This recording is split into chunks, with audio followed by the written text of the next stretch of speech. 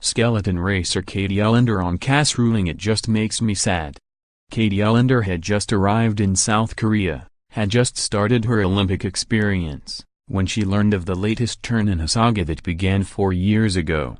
Rather than placing her entire focus on the upcoming Winter Games, the American skeleton racer relived competitive heartbreak again and rekindled grave concerns about the integrity of the Olympics.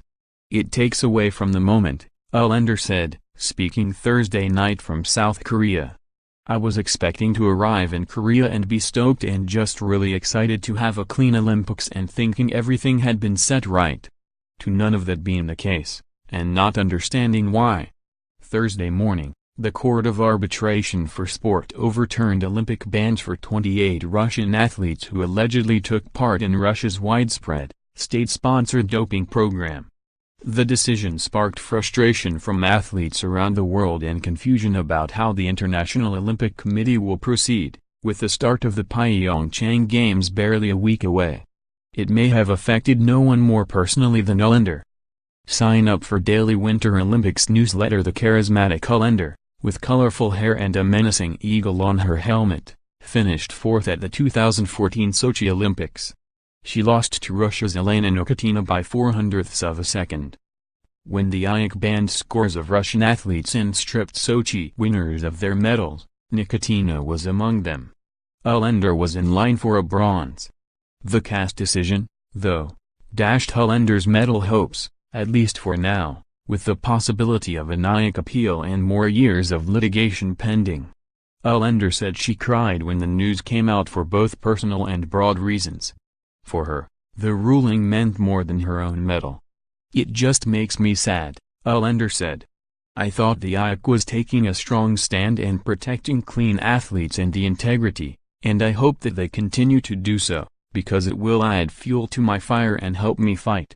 Right now, it's not just me, a lot of athletes feel like we're believing in a movement that is dying." The CAS decision disheartened Uhlaender because, in her mind, it allowed the Russians a nil-gained victory. The CAS reasoned the athletes at pardon could not be proved to have doped. But part of Russia's strategy, according to the IOC's report, was to destroy evidence of cheating. "So you think you could be an Olympic curler? That's funny. To say they can't prove an athlete is dirty, that just helps Russia accomplish what they set out to do in the first place," Uhlaender said. "My thoughts were, does this mean we have to compete against the dirty athletes again? This was a huge blow to clean sport, and the integrity of sport. People are saying they can't prove they were dirty. In the same breath, you can't prove that they were innocent. They can prove the samples were destroyed to make that possible. In my mind, if they destroyed the samples with the goal of keeping the medals, then we're letting them win. It's disheartening." The ruling reinstated results from Sochi that had been thrown out, CAS Secretary General Matthew Reeb said in Pyeongchang. The IOC could still move to prevent Nikitina and other suspected Russian dopers from competing again, but for now, their fate remains hazy. In Russia, Nikitina said she would train as if expecting to compete in the Olympics. "We were hoping for justice and it has prevailed," Nikitina said, according to the Associated Press. "It's a matter of my life, what I do, and when you're accused like that it's very unpleasant and everything falls apart for you." The timing carried the possibility of disruption for Uhlaender. She applied her entire focus toward Pyeongchang, determined to perform her best to honor her late father, MLB player Ted Uhlaender, and her late best friend, Team USA bobsledder Steve Holcomb. She still plans to make them proud, and to control what she can control.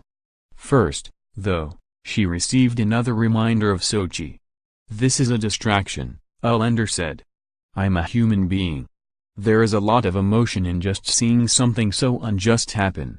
But to be a good human, to be a good Christian, I have to focus on what I can control and set the example.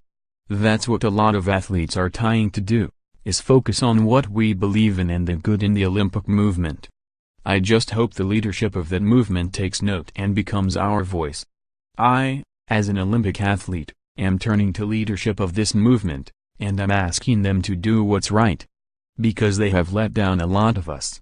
Uhlaender was weary of granting interviews on the topic, not wanting to put her mind through the emotional grinder.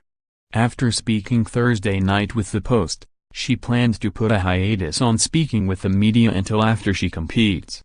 But she decided to speak out in hopes of promoting clean sports and inspiring IAC leadership to continue trying to prevent, or at least punish, doping. The people fighting for us, that are continuing to fight and not giving up. It inspires me, Uhlaender said. I just hope the leaders are not giving up and they continue to fight for clean sport. I don't believe it's black and white that people have failed or succeeded. I think it's a constant battle. For those that are continuing to stand up for what's right, thank you. Read more on the Olympics. Lose yourself. A first-person view down an Olympic track. No U.S. woman has landed a triple axel in the Olympics.